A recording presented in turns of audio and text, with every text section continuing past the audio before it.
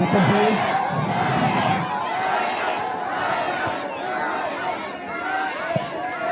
هنا الشوط الثالثة محمد عبد الله يسجل هدف ثالث. محمد عبد الله يسجل الهدف الثالث. هنا وسام الشباب مع صالح التقوير الرياضي.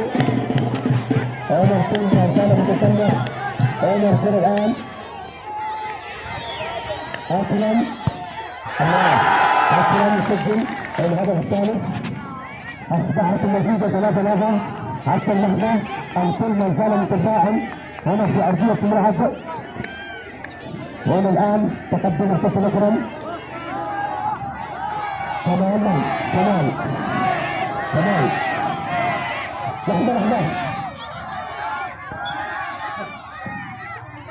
هنا كمال بتنفيذ.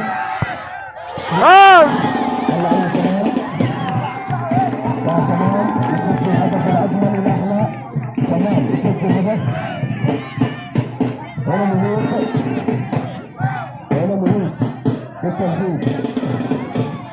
التنفيذ من كده كندا ومتابع. مهيب بالتنفيذ من كده. مهيب جول.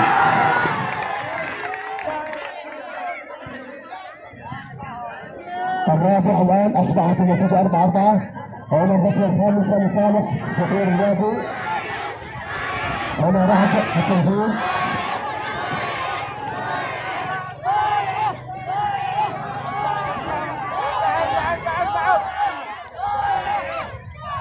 هنا رهب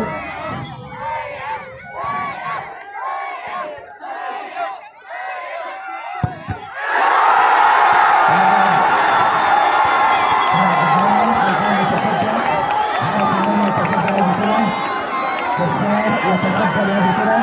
وإذا سجل فريق واقف الآن. نعم ثمن الركلة الخامسة الآن لشباب واقف. هذه ركلة نعم هذا ركلة كأس. ارجعوا على بعد خطأ من أن يكمل بالكأس في هذه الركلة. هنا